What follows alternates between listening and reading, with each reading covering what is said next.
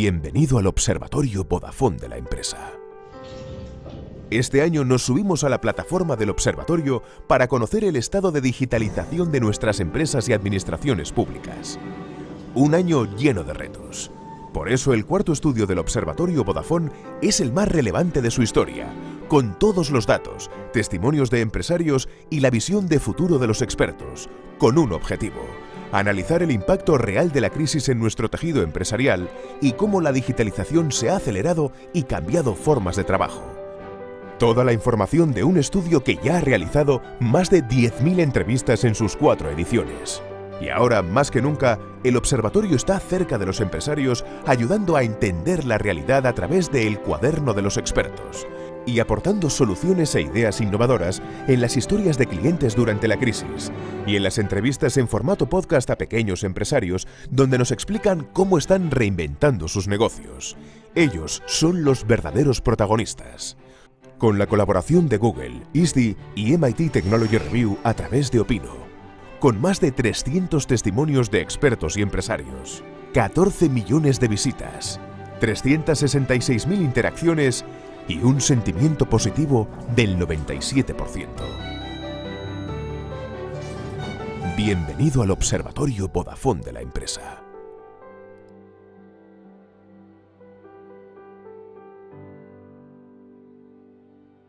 Buenos días. Good morning, everyone, for joining this amazing session. Today we're going to speak about mathematics. Mathematics is a very old science. It dates back to many, many years ago. The first texts date back to 3,000 years before Christ. So imagine how much has happened over so many years. Mathematics is part of our daily lives. You can see lots of different examples where we use mathematics on a daily basis. We use mathematics to wake up, to go to work, to meet our friends, to go to the gym and do some exercise. Almost all aspects of our lives are based on mathematics.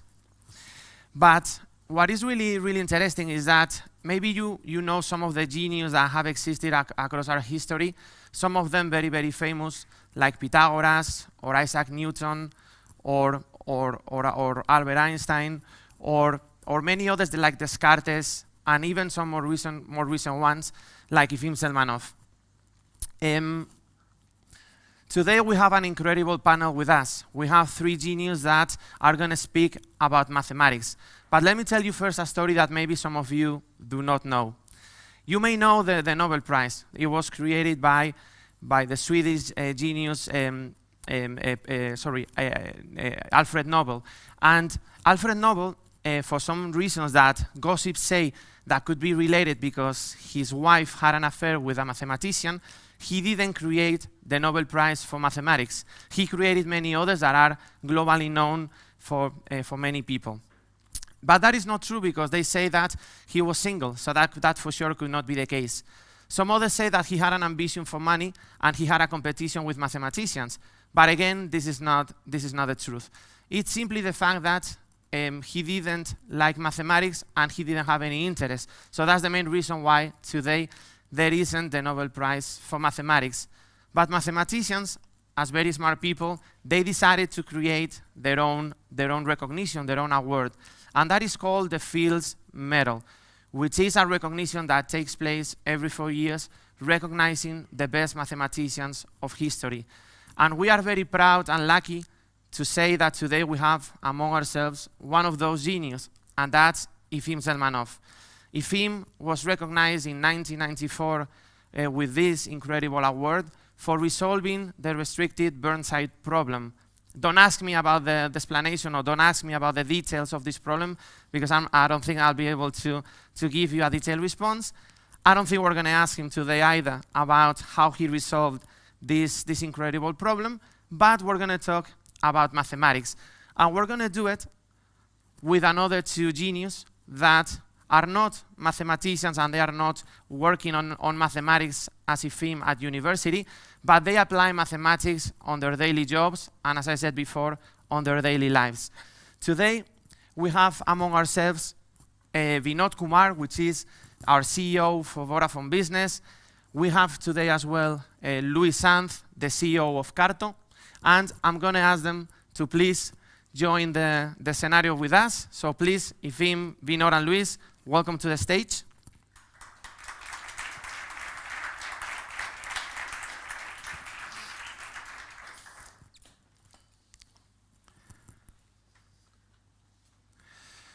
So briefly about Efim, he's a mathematician, as I mentioned. He currently works at University of California in San Diego.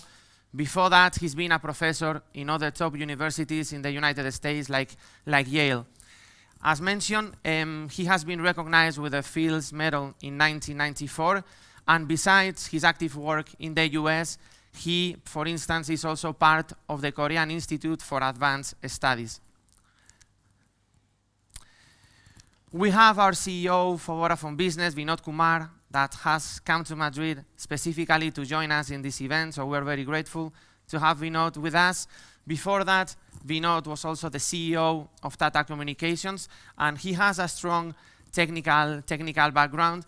But if you are curious and you want to check in his LinkedIn profile, you will see that Vinod defines himself as a business leader, but before that, he is a people leader. He takes care of his people, and that's an absolutely key activity of why he's so successful and we all look up to him. And then we have also an incredible talent with us, that is Luis Sanz. He's an engineer and he studied the MBA in Columbia in New York. Some years ago, I had the chance to meet him when he was the founder and he had created a startup called Olapic, really related with mathematics, as he will explain later during the session. This startup was sold to the big tech company Monotype in 2016 for 130 million. I guess he didn't make the full 130 million, otherwise maybe he wouldn't be sitting with us here in this stage. And now he's the CEO of Carto, a location intelligence platform that, by the way, is one of our partners in some of the use cases that we work with public administration and private companies around location insights. So, this being said, and with this incredible panel in front of us, let's start with different questions that we have prepared for the audience.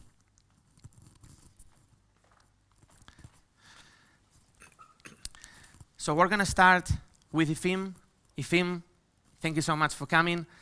Tell us what mathematics means for you. Obviously, it means a lot, but we want to hear what it means for you. Mathematics is a world where I live. Since the age of, I don't know, 12, it was one of the main interests in life. It's not only a profession. Exactly, true. And Vinod, you are an engineer, but you are passionate for mathematics, as we know. What do mathematics mean for you? For me, mathematics is, I will probably fail the exam question from Efim, but for me it's a way to understand life to the extent you can, right? I think you can't use science and math to explain everything, but it's as close as it gets to recognizing patterns, causalities, in a way that it's communicatable and repeatable. That's how I see mathematics. And Luis, you studied engineering as well. What does mathematics mean for you? Well, the same, very similar in many ways. Is kind of the science that helps us understand everything that is around us. And I think the reason why I ended up studying engineering and working in technology is that, you know, when you're little, kind of you don't really know what your profession is going to be about. The thing that I knew is that I like mathematics and kind of like anything that had some logic to what you were doing and understanding that doing A will translate into B happening. And that's, I would say, how many engineers ended up studying engineering and in a place like this. So. Exactly. And Efim, what would you tell a child today that is becoming 17, 18 years old, is thinking about studying mathematics? What would be the advice that you would give? You know, we live in an interesting time. This is a pre-revolutionary time. A third revolution is coming. There was industrial revolution, there was agricultural revolution, now the informational revolution is happening. And this revolution is rooted in mathematics. And every revolution creates, removes some division in the society and creates new ones. The I think that the division in the society created by informational revolution is educated versus non-educated. Even now, these groups behave differently. And by educated, I largely mean also mathematically educated, because all that goes around mathematics. So this is a time that when one needs to be mathematically educated. Of course, there is such a thing as mathematical ability, and some people are more predisposed to do mathematics than others. It's like some people are more musical than others. But nevertheless, perhaps now everybody who has in mind some engineering career or needs to learn some mathematics. So it would be a good idea to do it. And Efim, I'm going to stay with you for just one quick question again, is that you have ties with the US, obviously, because that's where you live. You have also ties with Asia, collaborating with the Korean Institute of Advanced Studies. And you with have China. With China. You have obviously close relationships in Europe, particularly in Spain. Do you see any differences in mathematics, or basically how education, how kids are learning? Do you see differences across these continents? No, mathematics is what unites people. There is no American mathematics or Russian mathematics or Chinese mathematics. There is mathematics. And people all over the world in different countries work on the same problems. So they never met, but after they meet, they feel like they have known each other forever. There are people whom I never met, but I know so much about them because I read their papers. So there is no difference. That's good to know. American mathematics grew out of European mathematics, of course. And now Asian mathematics grows out of European and now American mathematics. Their best mathematicians go to the best universities in the West, and so mathematics is what unites people. That's a really nice statement, Efim, to listen this from you. And Vinod, before talking about obviously some of the initiatives that combine mathematics with what we do in Vodafone Business, you are a CEO. You manage a P&L of more than 10 billion, where obviously numbers, mathematics are super, super important. Can you tell us how is the day of a CEO where you have to analyze so many numbers, make decisions coming out of those numbers, and that intelligence that you can derive from data? Yeah, I think let me give you a more a basic answer. Firstly, the mathematics that a CEO has to do is very basic. You don't need to, but the important thing is to respect numbers and to understand that the numbers capture the essence of a situation. It could be a challenge or an opportunity. And then to combine that with other insights that you have, right? So I think if you only operate based on other insights, which are more emotional, you won't make the right decisions. At the same time, I also want to say that you cannot make the decisions only based on the numbers. So the role of a CEO is to combine the precision of insights that you get from the numbers, of how much you're selling or what the cost is or market sizing and so on, with the instinct and the gut feel, not only of yourself, but of the people around you and of the market, and to bring the two together. And so I would say that's how a typical CEO should be using numbers and insights. It has become much easier now in the past few years because of the advances of technology, that even complex mathematical models can be presented to unintelligent people like me to derive insights from that that can be applied in a real life situation. And that's the work that people like you do, which is take a mountain of data, large volumes of transactions which are analyzed, you're detecting patterns, you're looking for correlations, and presenting findings and possibilities. You're not presenting always the answer, but then we combine that with other data points or other, not data points, other evidences, I should call it, to make decisions. So it's very, and I agree with Efim a lot, by the way, that when I speak to young people, I say whether you're going to be an archaeologist or a historian or an English literature major or a computer science person, you need to understand mathematics. Right? I'm also Indian, so we're very, mathematics is ingrained in the way. When I think before the child, as the child is born, we're saying what is 2 times 2, what is 4 times 4, before the child can speak. By the way, this is my favorite game with my 5-year-old daughter when driving her to school. But the importance of being able, and it also sharpens the mind a lot in terms of making decisions very quickly, finding workarounds, and I think all of those also become very useful when you're managing a business, managing a team. And I find the grounding in mathematics extremely important. Amazing. Luis, I guess all days back when you were looking at Olapic and selling, you had to look at a lot of numbers.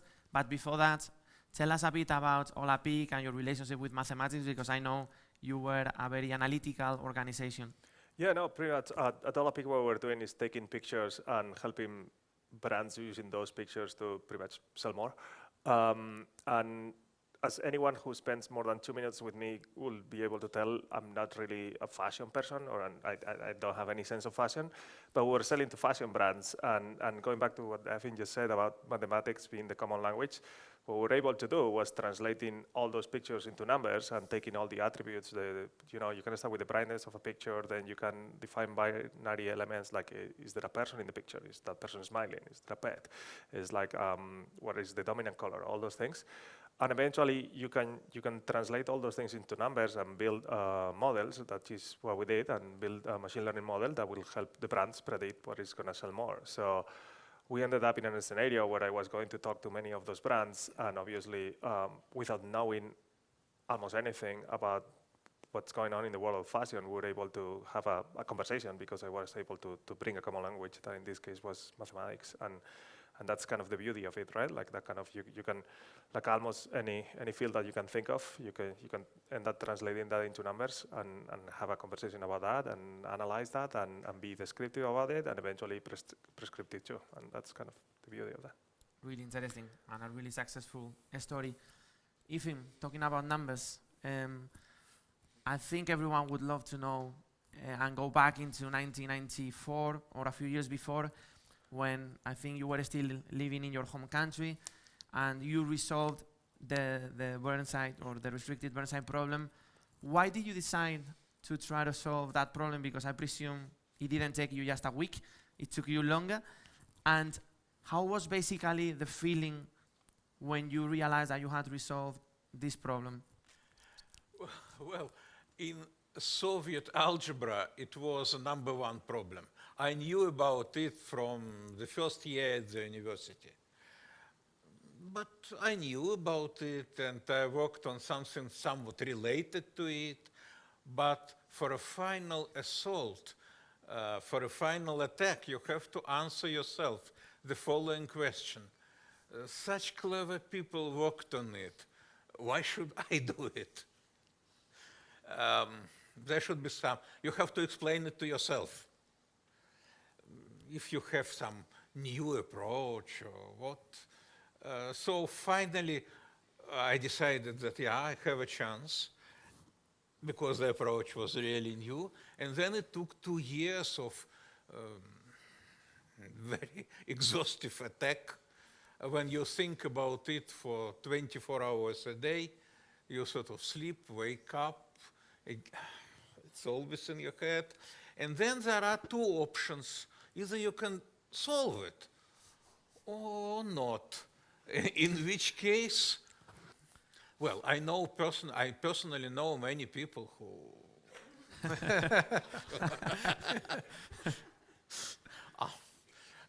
in this way And then when I finally, and then there comes a moment when you think that yes, it will be done. It's like a chess player. When a good chess player looks at the position, he can say that this is a winning position. He does not see how to win, but it's a winning position. So I saw it as a winning position. Then a lot of work really getting details. And at the last moment, when it was all written, I felt nothing except infinite tiredness. That's a good feeling. I'm sure it would be a big, big feeling.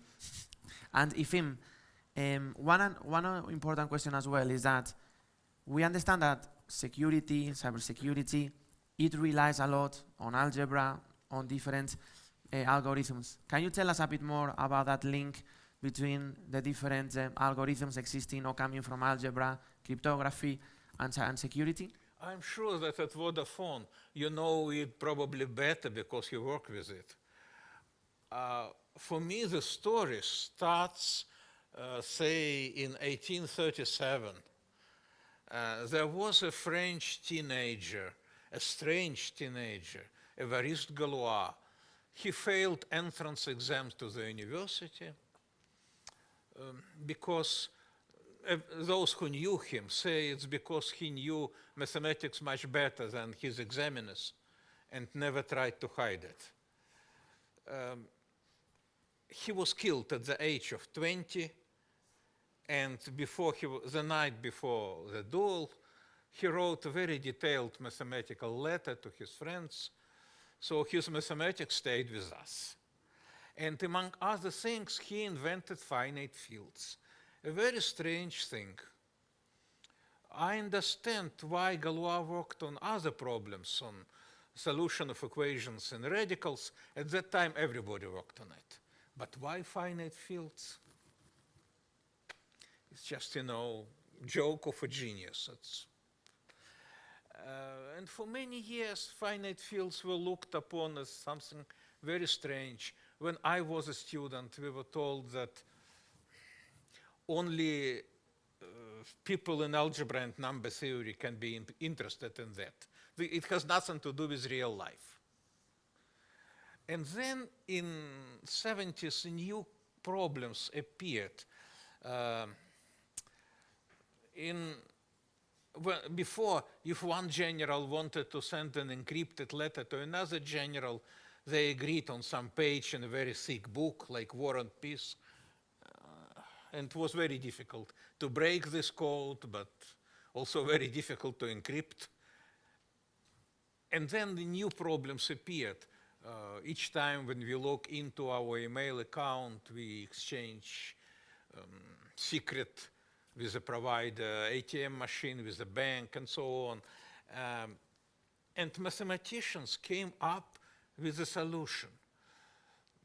Diffie, Hellman, Rivest, Edelman, Shamir, and all these solutions were based on Galois, on the discovery of Galois, and even on some intricate theorems that he proved. This work, say, of Diffie, Hellman, was just 2 pages, no more. But up to this moment, this is how all encryptions are done.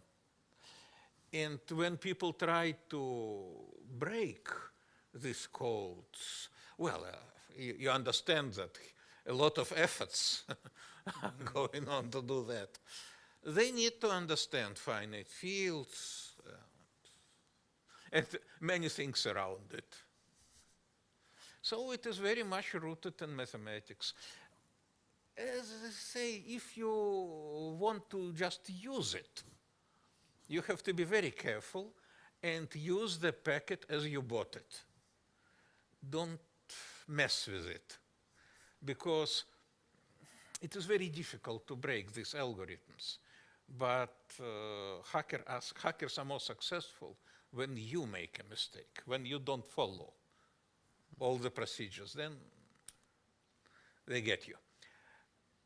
And if you so either you follow as it was, or if you want to do something else, you better understand what it is rooted in. Perfect. Thank you, Efim. Nice explanation, really, really insightful. Vinod, cybersecurity is a top priority, obviously for Vodafone, but also for all of our clients of all sizes, small, medium enterprises, large organizations, public administration, global multinationals.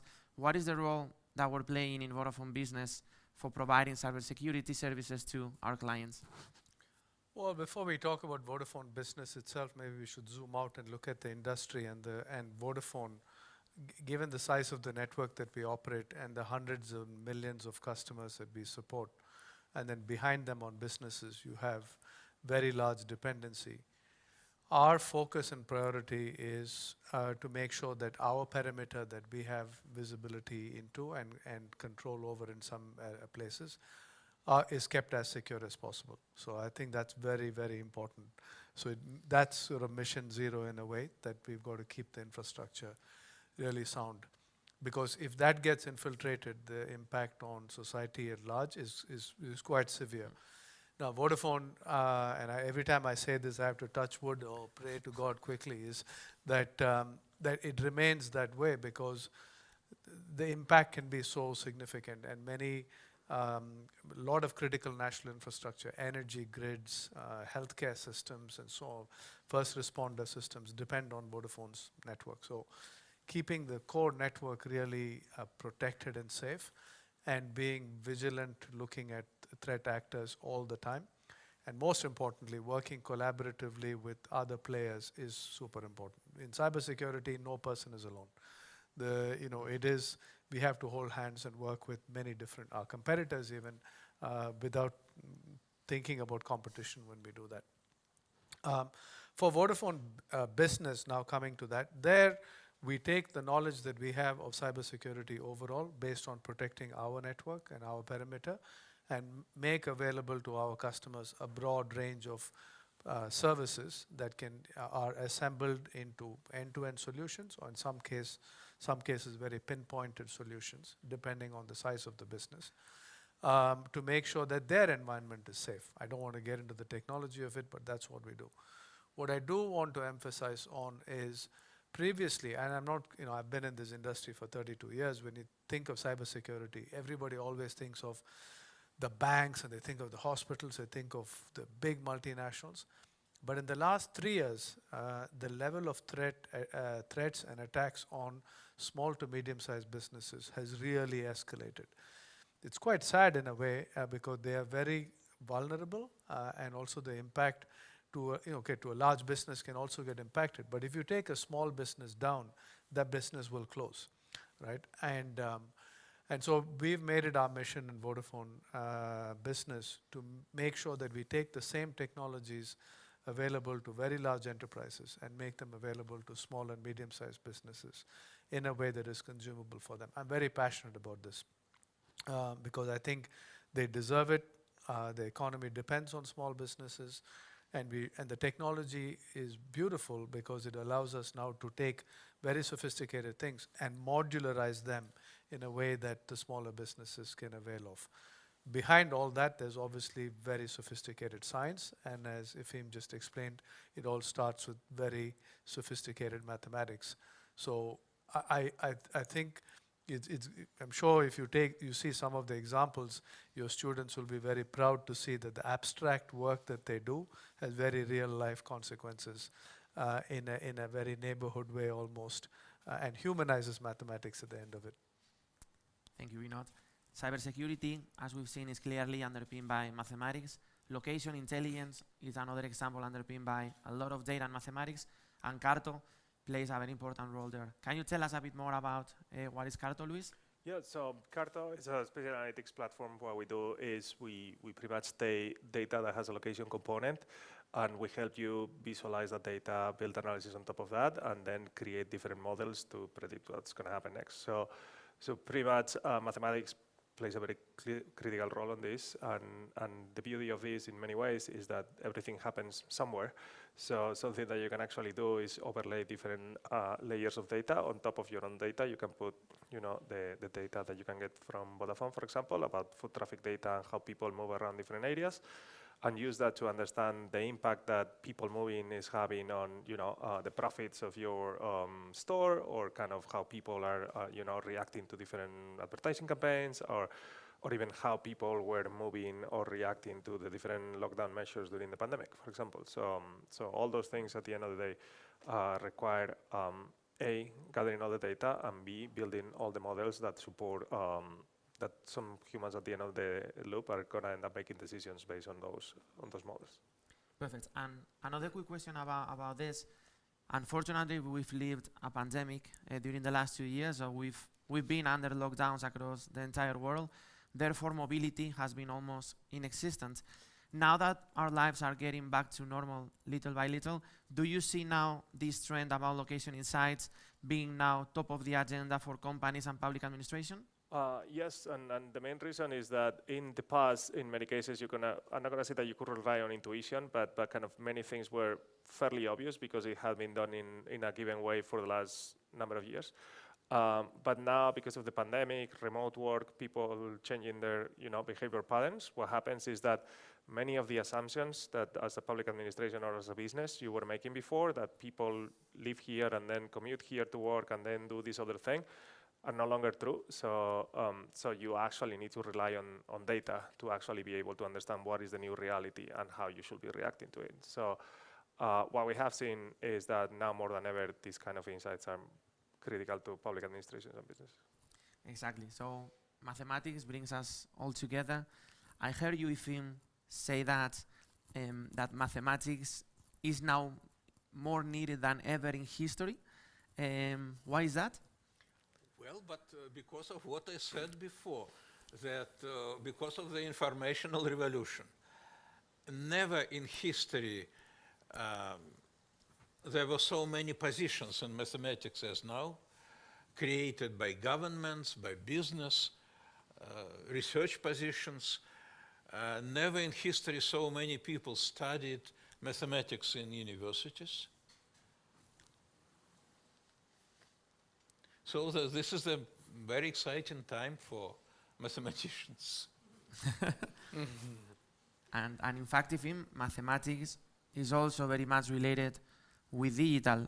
And today we live in a very, let's say, complicated time where we need to recover our economies after the pandemic that we have lived. So I'm going to take this opportunity, Vinod, to ask you about a question related to now the economy in Europe getting little by little back to normal. The European Union has raised an incredible fund to invest across our different countries and try to reactivate the economy and empower. You were saying before the importance about small, medium enterprises being the heart of our economy. In this particular case, how do you see the opportunity that exists today to strengthen our economy, to strengthen SMEs, and what is the role that a company like Vodafone Business shall be playing? So what you're referring to, David, is the European Union Recovery Funds, which is a fund that has been put together, is 750 billion euros, which has been earmarked to help economies transition out of COVID.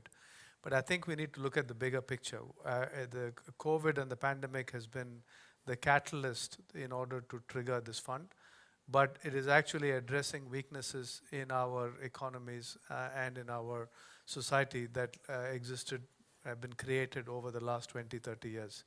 So Europe is behind on a few things when it comes to economic development, key ingredients. So digital enablement of European societies is quite behind when you look at other parts of the world.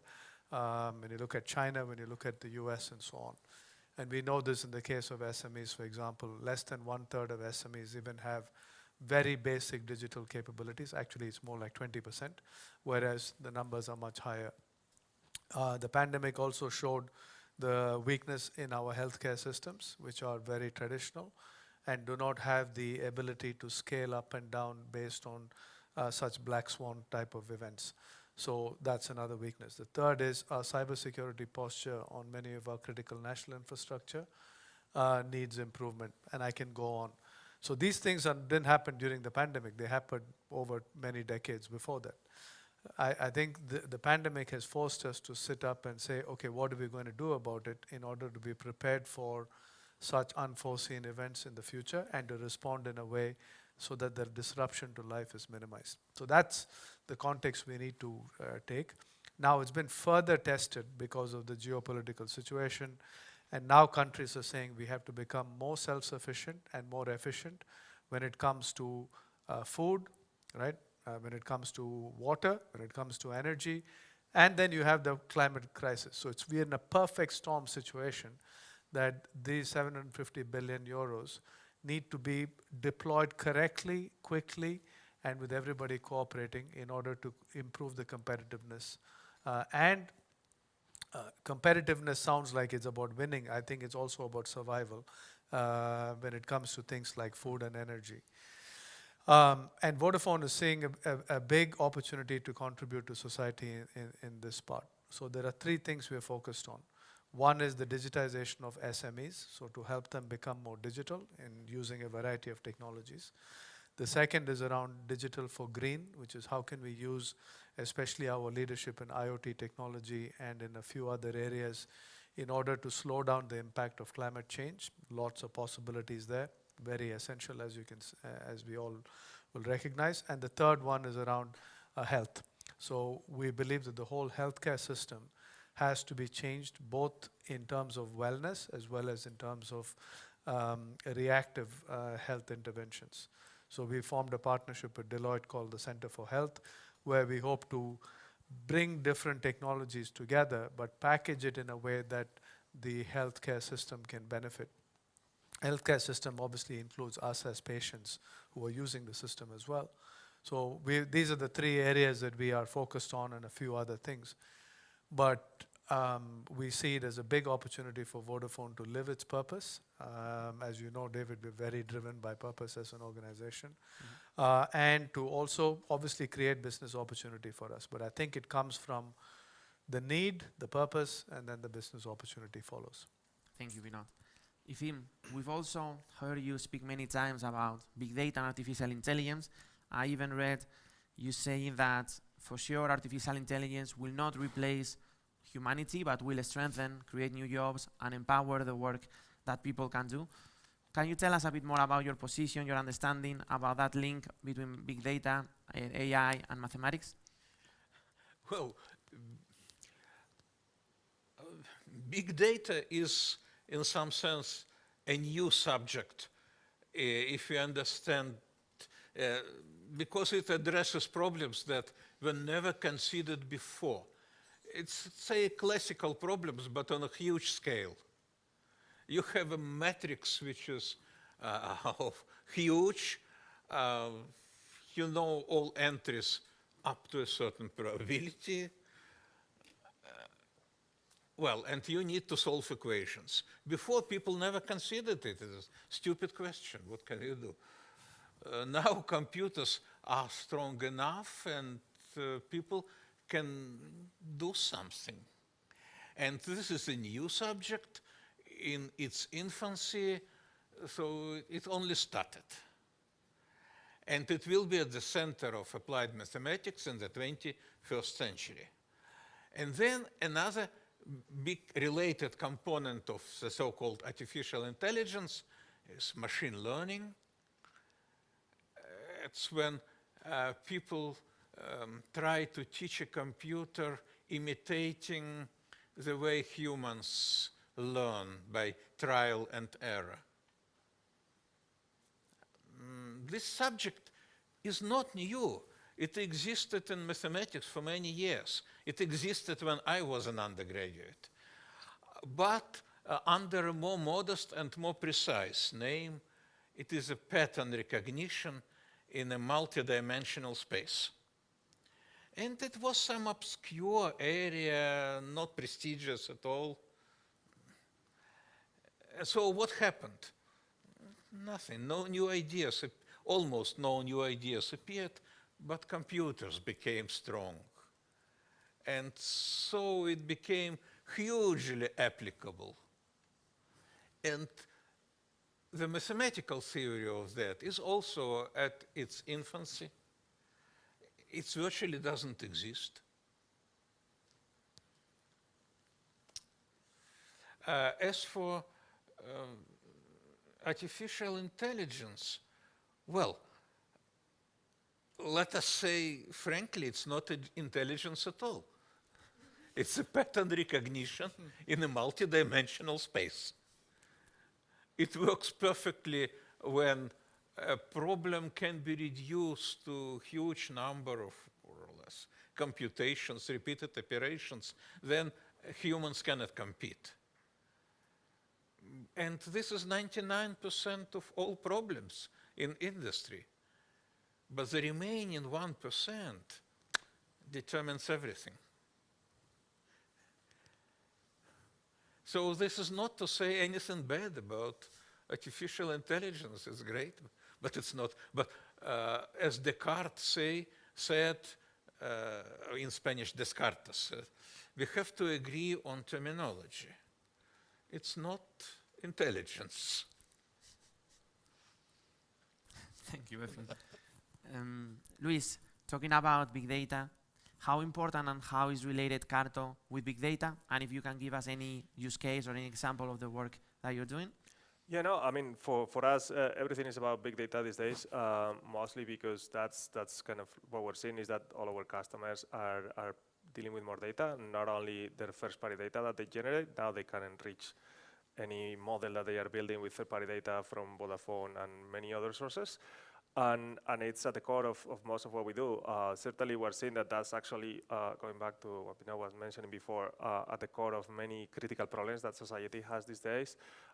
Anything that has to do with dealing with inequality, for example, is something that requires data to be able to properly distribute the resources from public administrations, and that's something where we can certainly help. And the other one that you just mentioned is climate change. Obviously, you need to understand climate models. You need to, and not only that, to be able to act on that, but also if it is not only about prevention, but also mitigation of all the consequences that are already happening and understanding how that's going to play an effect on different populations, different businesses, things like that. It's something that we see pretty often. And those are two areas where, for example, we're seeing the application of big data quite often. And then we also see kind of a lot of more, mundane applications where kind of like the most interesting thing is what Efim was commenting now, that is like usually is the combination of human expertise and big data what actually makes the outcome particularly powerful. An example of that will be a mutual client of ours, Politis in Greece, is kind of building an advertising solution where kind of, you can build a multi-dimensional matrix with as many variables as you want. And you can do that using their own data, Vodafone data, traffic data, many other things. But at the end of the day, there are so many parameters that you can take into consideration that you actually need the human expertise to go there and say, okay, those are the main things that actually make sense, and those are the ones that actually move the needle. So let's focus on iterating on that one and make the model more efficient. And that's kind of what we see with most of our customers when they are successful, is because they understand that it's not about removing the human from the loop. It's actually about kind of bringing the human together with big data to augment their capabilities, and that the sector expertise is still very relevant, and it will probably be in the future. Thank you, Luis. And Vinod, on the big data topic, it was announced some months ago the global partnership that Vodafone has with Google, where we are basically moving all our data securely, privacy by design, into the cloud. How important is for Vodafone Business, obviously, everything that we do about big data? What is your understanding, your position on big data? I think it's very important, and the Google partnership is just one of many that we have. For me, there's the different layers of it, right? I think there's a basic layer. There's very complex work that you have to do, but in my mind is very simple. It's about looking at the data that we have and operationally improving what we do, whether it's on how we handle customers, or we improve our trading activities, or how we plan our retail footprint. So there's a lot of data that we have in the business that we don't bring together properly, which we're now beginning to do using common platforms like Google in order to achieve that. So that is operational improvement and efficiency. That's one. But for me, the next layer gets more interesting, which is how do we take data that we have, and this I'm still talking about data from our customers and our data, and present it back to customers in a way that gives them insights for the products that they use from Vodafone. That journey, we're just beginning now, and I keep going on about this with the product team, saying where is our insight unique insights that we're giving our customers based on the data that we see, that maybe from them, maybe it's what we generate on our network, bringing it together and giving insights. And the third frontier, which we have just started exploring, is where the real possibilities will come, is when we can mesh our data or mash our data with third-party data and create very advanced insights that can be extremely beneficial for things like climate change, pandemic response, but also very commercial activities like digital advertising, right? So the more we can have a platform that it's open for others to use in a secure way, because data is obviously not treated properly is an infringement of privacy. So we've got to be careful about that, but still have a system that's open enough that different people can come together, mash their data sets, and derive value from that. So we are on that journey, and I would say, we're in the early stages of that journey, so you have a lot of work to do. I agree 100%. So Efim, we're going to ask you now the last question. Then we're going to read one question from the audience, because we have a lot of people joining online, so thank you so much for attending as well. And then we're going to have Vinod closing the event. So the last question is a bit more about a recent technology that is on everyone's mind, which is blockchain. Blockchain is clearly underpinned by algebra, by cryptography, by lots of different algorithms. So I think that it would be very interesting to hear from you. What is your view about blockchain, and also the importance of mathematics underpinning all the blockchain networks? Well, it is also one of these algorithms based on finite fields that I mentioned before. The idea of this distributed knowledge is wonderful. Mathematically, it's a beautiful algorithm. Of course, one has to answer basic questions if you are going to derive new algorithms. The basic question is it more efficient in complexity than old algorithms with a regulator? It's a non-trivial mathematical problem to estimate complexity. So is it, if not, then what are the advantages compared to previous? Well, some advantages are obvious, but I don't want to mention them.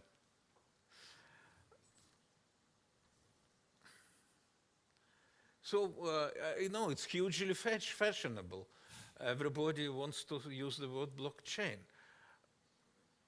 And mathematically it's beautiful, but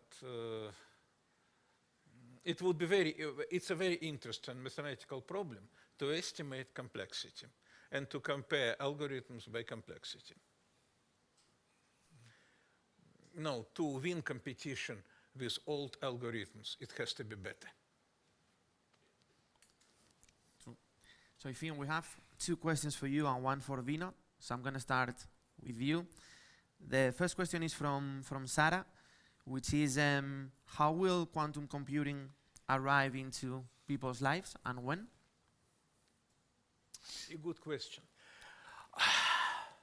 First of all, so far, quantum computers do not exist. And nobody knows how they will look like when and if they come to existence. There were successful experiments, that is, successful devices built by Google, other. They are quantum computers because their work is based on the idea of a quantum computer. But so far, they can do only very special problems that were specially designed to be done by these devices. Quantum computer is the most sensitive system in the world. And the basic difficulty is to control this sensitivity, because otherwise you get the answer which is very far from real answer. And there were successes, but at this moment they do not exist.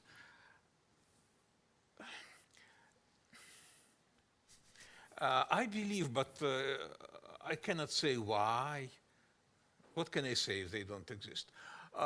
I believe that there will be some combination of a quantum computer and ordinary computer.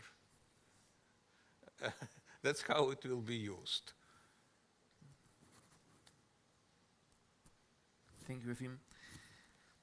Victor asking a question to Vinod, that is, what opportunities, professionally speaking, does a mathematician have in a company like Vodafone? Oh, infinite. No, I mean that seriously, because as I said, I think an archaeologist needs to be a mathematician at a certain level in today's world to be best at archaeology. So think about a company like Vodafone, which is about digital enablement of societies, consumers and businesses. The understanding of mathematics, but the one thing I would say is incredible. Whether you're in finance or you're in HR or anywhere else, we want to be a data-driven company. And we want the people to have a certain level of versatility on, I won't say mathematics, but data, right? And for that, it's grounded in mathematics. However, in our case, it's going to be largely applied mathematics, right? Now, we will have teams of people for whom we will hope that they will do more than that in data science. But the applied mathematics opportunities are incredible. And you can see the size of our data scientist community growing, both officially and unofficially, as you know, David, because there are a lot of teams who feel the need. They don't call them data scientists. They don't call them AI engineers. But the work that they're doing is based on data science and AI. So I feel we need to bring this community together more. We've got to create a better learning system within this group. And we've got to start talking. My request to you would be to also demystify what you do so that more people get interested, more people bring problems and opportunities to solve. And that way the impact is greater. And it will also help your careers. Thank you, Vinod. It is true that Obama said once that data scientist was the sexiest job of the 21st century. I think we remain on the top 3, but for sure, the ones that work in this field were very lucky, and we love what we do every single day. And Efim, it's almost the end of the session. Last question for you from Virginia. After algorithms, what is going to be the next revolution related to mathematics in the business? After algorithm? After algorithms, what do you think is going to be the next big opportunity, the big application of mathematics in the economy and in companies? But there will be another algorithms. Because now, actually, now that the problems, especially in big data, became so complicated, or in genomics. Genome is such a complicated thing that if you cannot compute anything by hand. You can do only via certain algorithms. And to understand these algorithms, to design them, for a mathematician, the big question, speaking of an algorithm, is complexity, which is very difficult. So it's forever. I mean, algorithms, that's how we deal with algorithms are intermediaries when dealing with very difficult problems. And as time goes and we deal with more and more complicated problems, this language will only grow in importance. There are very few things that we can do by hand now, only via algorithms. So mathematics and algorithms bring the entire world together. Could be. How it is. It's how it is. So thank you, Vinod. Thank you, Efim. Thank you, Luis. I'm going to ask everyone for an applause for our incredible speakers. I have to admit that I have enjoyed as much as when Spain won the World Cup in 2010. So I have to say that it has been an honor and an incredible pleasure to be here with you. Thank you so much. Thank you.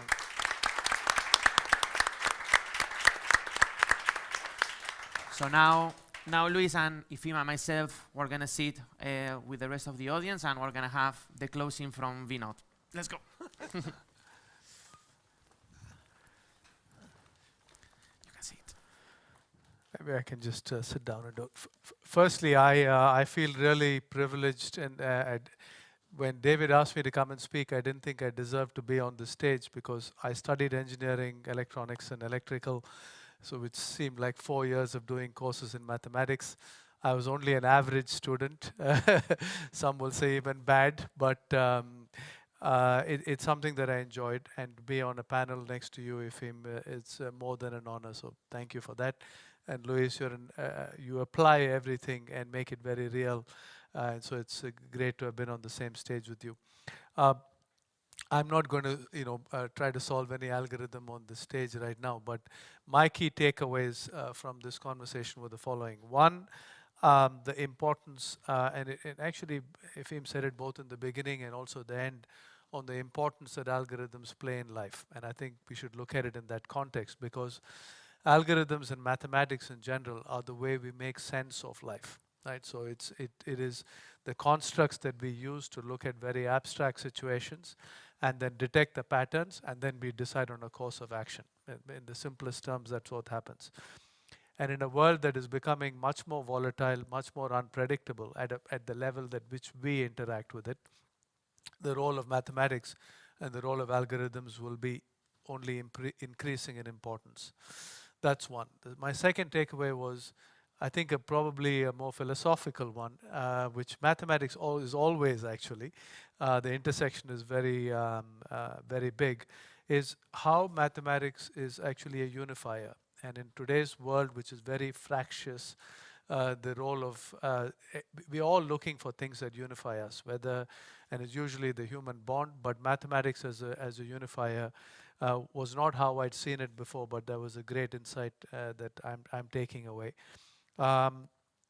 And it is also a unifier of technologies, speaking about Vodafone. If you look at the world that we operate in, there are lots of cool technologies. And I say cool because they don't remain cool forever and they change. You have AI, you have AR, you have VR, you have blockchain, you have, every few months there's some new thing that comes up. But for me, life is always about intersections, and this mathematics is where the intersections will happen and the unification will happen to make each of the technologies more powerful. In a Vodafone context, we talk about 5G a lot, great latency, improved latency, more devices that can be connected, much higher level of security, so on and so forth. But 5G standalone doesn't mean anything. But 5G combined with AR and VR, and when you have AI extracting insights from that, is where the real business outcome is derived. What is behind it? There's data science and there's mathematics. So I think the unification part is also not just about people, it's also about technologies. And then the last one is about the need for insights. In today's world, I know you taught at Yale before, and I was speaking to a group of Yale students about 4 or 5 years ago, and they were asking me, and they were all much smarter than me, of course, but they were asking me about what is the one message that you would give. And I told them, you live in a world where there is so much data that's going to come at you. The most important thing you need to learn is how to be still when all that data is being thrown at you. But if you take that one step further, where you can actually be still and make sense out of the data is through the power of AI, is the power of data, is the power of mathematics at the underneath all of that. So in a world which is very complex, with a lot of data being thrown at you, if you have to stop and pause and think about it, you need a foundation. And that foundation is really mathematics. So I'd say, and for those reasons, I'd like to close with what Efim said at the end, which is mathematics is the place where you will be able to make sense of the world, but mathematics is also the place where the problems and opportunities will continue to unfold, and mathematics will be forever, algorithms will be forever. I wish I'd known all of this when I was in engineering. I would have paid more attention to my mathematics, but hopefully these insights make sense to those of you who are in the audience, but also for the generations that follow. So thank you for joining us today, and it's a great opportunity to be with all of you. Thank you.